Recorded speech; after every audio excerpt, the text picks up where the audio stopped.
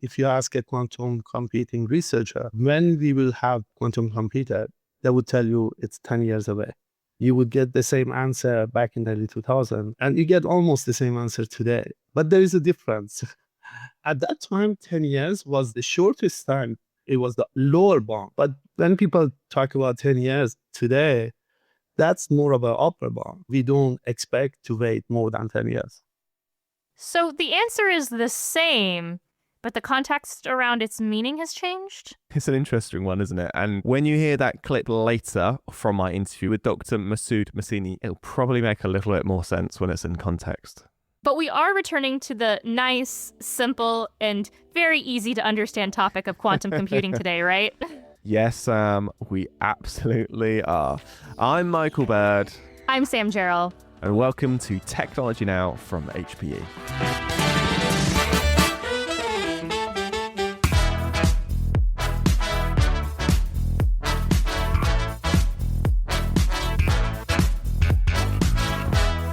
All right, well, welcome to the first of 5 themed episodes we are making in collaboration with HPE Labs to celebrate 60 years of innovation. That's right. We will be releasing these episodes throughout the year, so make sure to keep an ear out for them.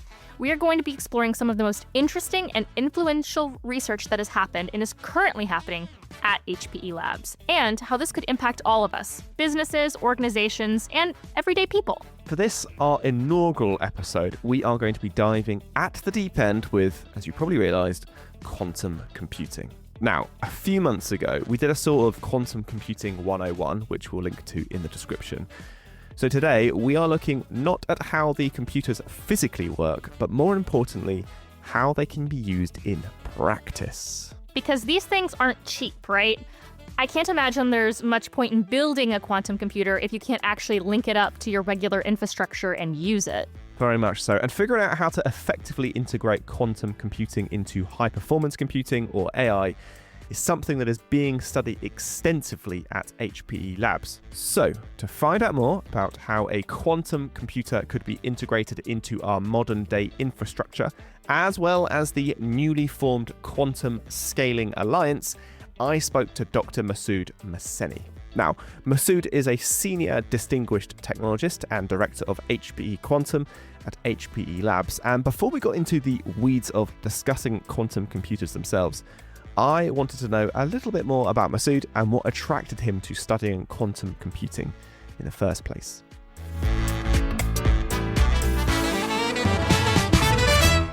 I got into it more than 20 years ago, early 2000. I was a PhD student, and I was driven by this kind of question of what would be the ultimate limits of computations and learning based on the laws of physics. So I just want to push the limits of computation to the extreme limits that can be done under the known laws of physics. I was fascinated by studying complex systems in both classical and quantum regime. And given everything that was going on at the time, quantum computing was just beginning. I thought that this is a very interesting topic to see if we can use fundamental laws of physics at the quantum scale to accelerate computation and also improve our modeling. So you've been doing this for about 20 years. How long have HPE Labs been working on quantum computers? I came to HPE 3 years ago, and after I joined HPE, there was a transition in the way HPE studied quantum computing before I arrived. But I basically changed the direction of research, and we went for kind of a full stack quantum HPC integration as main mission statement for our quantum team. After I joined HPE, we went to designing a full blueprint for how to build quantum supercomputers. So you've been doing research on quantum computers for the last 20 years, as you said. How has the technology moved in those 20 years? Yeah, that's a very good question. Actually, there has been many changes over the past 20 years, but there has been one thing constant, that at any point, if you ask a quantum computing researcher, when we will have quantum computer, they would tell you it's 10 years away. You would get the same answer back in the early 2000, and you get almost the same answer today. But there is a difference. At that time, 10 years was the shortest time. It was the lower bound. But when people talk about 10 years today, that's more of an upper bound. We don't expect to wait more than 10 years. It will happen less than that. So this is a big shift in the expectation. But having put this aside, the research was back in the day more theoretical in the algorithm and error correction. But then there was a transition around 10 years, 12 years ago that this becomes a major industry kind of research. And so why are we developing quantum computers? I mean, we've got perfectly good classical computers at the moment. Like, what will a quantum computer do that classical computers at the moment can't do? Obviously, we had Moore's law and they have reached certain capabilities in AI. But I should tell you that certain problems much bigger and harder to compute. So you can think about GPUs accelerating linear algebra calculations, but they did, let's say, by a factor of 100. But there are matrices and vectors that are exponentially big. So quantum systems live in a Hilbert space. This is a mathematical space that represents our knowledge about quantum system that is exponentially big. Let's say if you add any single qubit, you have to double up the amount of classical compute. And just after around 50 qubits, as you approach 60, you're going to run out of memory, all the compute time, and it's impossible to scale it up. So you can think about quantum processing units or QPUs as hardware accelerators for these exponentially large matrices and vectors. And are there any problems that a quantum computer will be uniquely good at? What are the sort of problems and tasks that a quantum computer would absolutely blow a classical computer out of the water with? It's very naive to think that you're going to use quantum computers for every workload that you have today. Generally speaking, they're going to be very powerful machine for things that are inherently you're processing quantum data or you're modeling quantum data. You might say, what is quantum data? It's our knowledge about molecular system. When you want to simulate quantum chemistry calculations, you want to study new materials, new state of matter, new drugs, you are dealing with quantum data.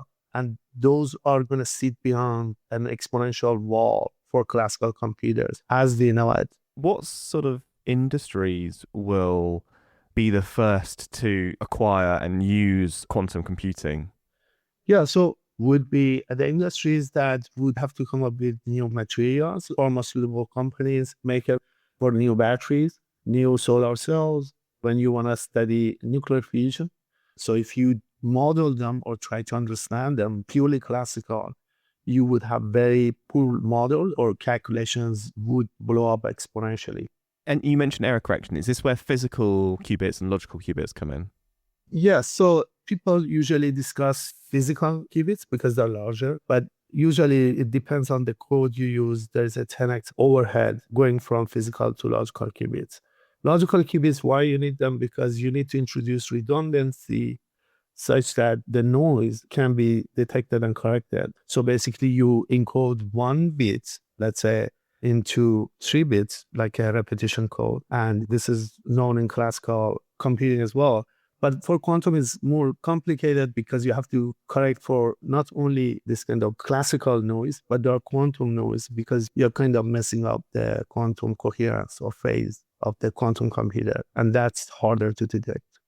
So a logical qubit is made of many physical qubits, and those physical qubits are working on the same problem. And I'm obviously oversimplifying it here, but between those, say, 10 physical qubits, you basically take like an average or a vote as to which answer is correct amongst them. Have I got that correct? The entire problem with quantum computers is that they're very prone to noise than classical computers. It's just because we encode the information in quantum phases that very susceptible. They interact with the environment strongly, and that has been the biggest challenge with quantum computers.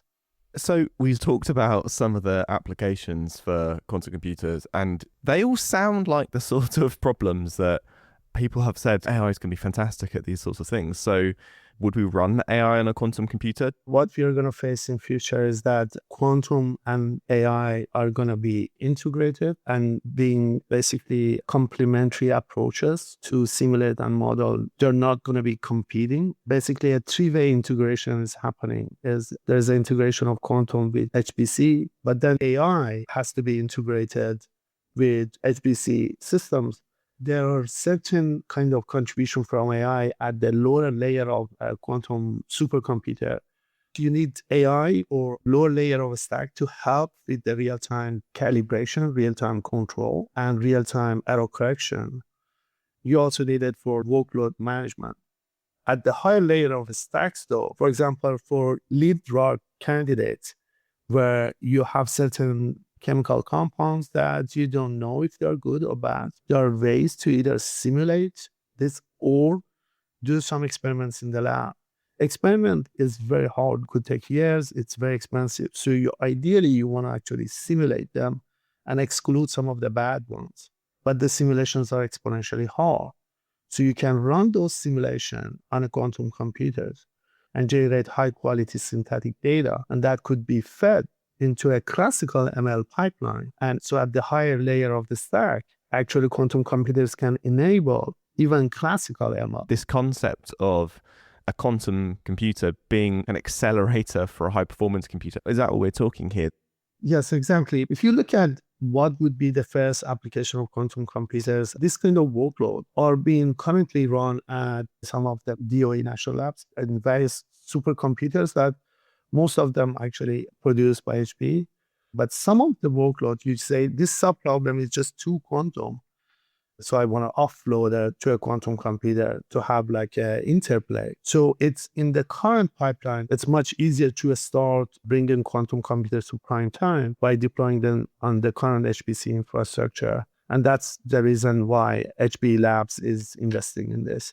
We believe that we can do this in much lower cost in R&D and lower cost of manufacturing, but just upgrading our existing supercomputer to become quantum enables by adding quantum ranks. All right, so just to change tack slightly, you lead the Quantum Scaling Alliance. Can you just talk me through what the Quantum Scaling Alliance is?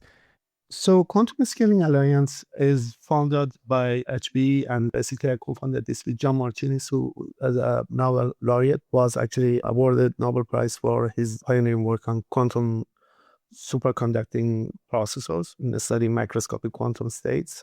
So we had this vision of building a consortium to build quantum computers by a horizontal integration. So usually in various different companies that are pushing to build a quantum computers, they have this vertical integration that they are building from hardware and different layers of software and even application on the top to just offer quantum solutions. But we believe that horizontal integration is better because once you are in a single company, if you make a mistake and you choose a particular QPU modality for processing, usually it's very hard to pivot and change the course if there are evidence that particular modality might not be the best. This horizontal integration has long history in conventional semiconductor technology. This has been the normal form of operation for decades. So it's just, there is not a single company offering the full stack. You are basically agnostic to underlying QPUs, and you can pivot and choose a different solution or breakthrough when they become available. So this reduces the cost, minimizes the risk, and most of this would be open source and open architecture. Have you discovered anything in the months since the Quantum Scaling Alliance was officially formed that you're allowed to tell us about? So one of the things that led to this consortium was we wanted to write a position paper, we call it. But it ended up as we did a lot of research to outline a roadmap for how to build quantum supercomputers. For that kind of work, we started by listing all the current challenges to scale quantum computers from hundreds of qubits to millions. And we tried to come clean and mention all the challenges that are underappreciated or were untold. So to be able to work as a consortium and try to provide solutions. And it seems that since we have done that, there is a very high demand for doing the same for even different modalities.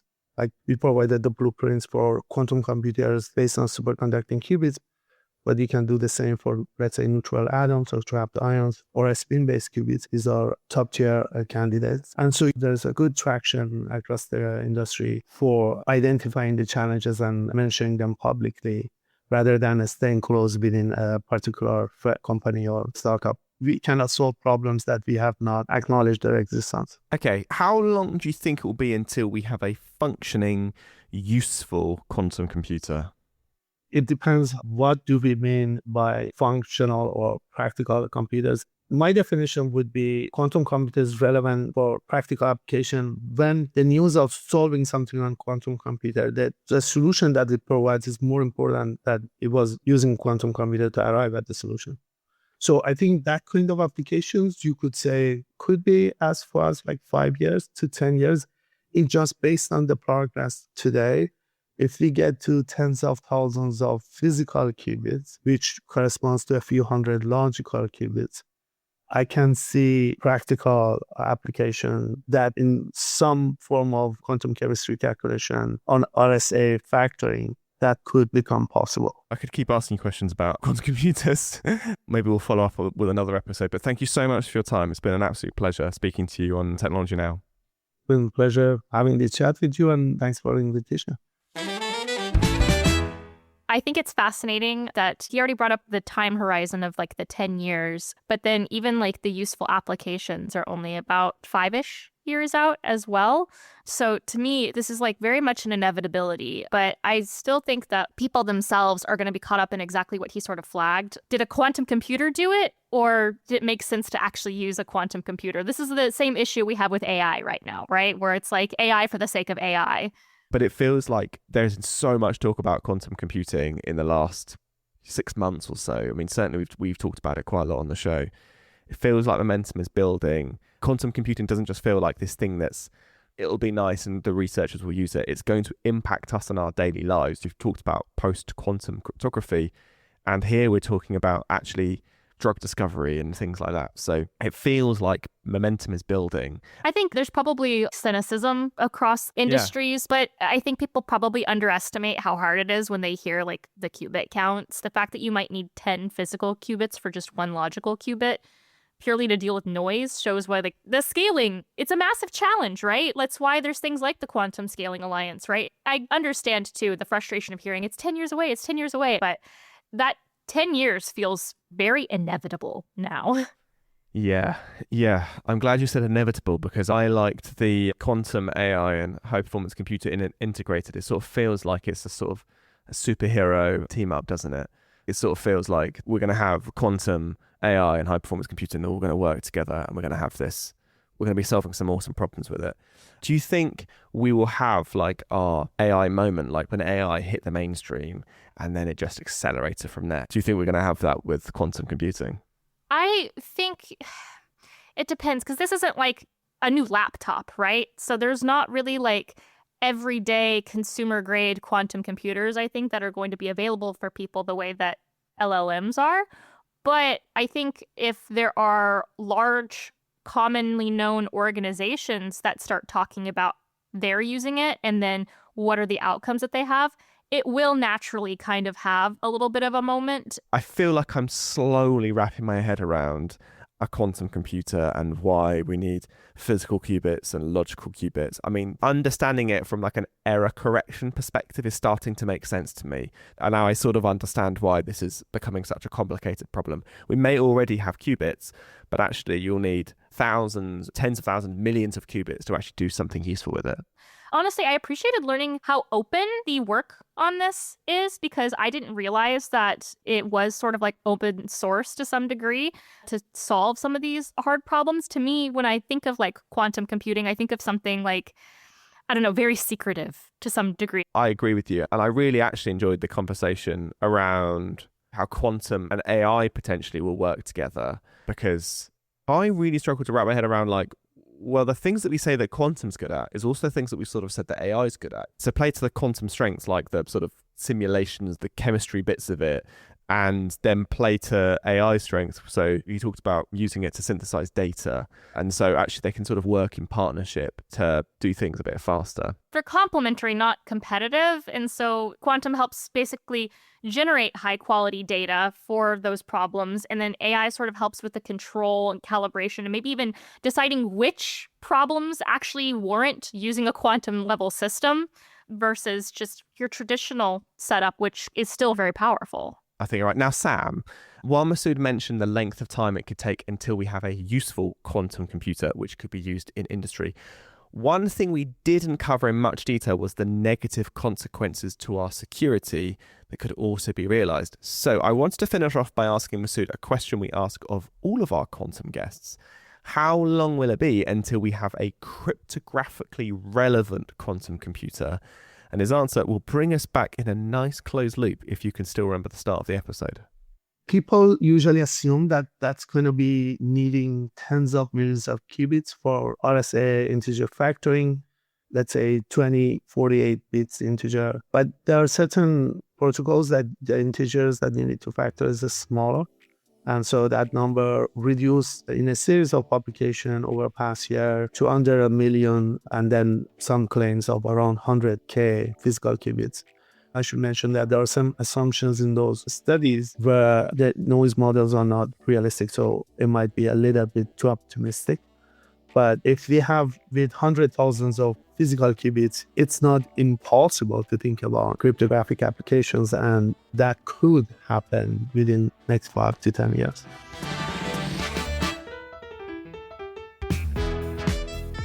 Okay, that brings us to the end of Technology Now for this week. Thank you to our guest, Dr. Masoud Mohseni. And of course, to our listeners, thank you so much for joining us. If you've enjoyed this episode, please do let us know. Rate and review us wherever you listen to episodes. And if you want to get in contact with us, send us an email to technologynow@hpe.com. Subject line, less than 10 years. And don't forget to subscribe so you can listen first every week. Technology Now is hosted by Sam, Jarrell, and myself, Michael Bird. And this episode was produced by Harry Lampert and Izzy Clark, with production support from Alicia Kempson-Taylor, Becky Bird, Nicola McCombie, Alyssa Mitri, and Janessa Ayosh. Our theme music was composed by Greg Hooper. Our social editorial team is Rebecca Wissinger, Judy N. Goldman, and Jacqueline Green. And our social media designers are Alejandra Garcia and Ambar Maldonado. Technology Now is a Fresh Air production for Hewlett Packard Enterprise. We'll see you at the same time, the same place next week. Cheers. Bye, y'all.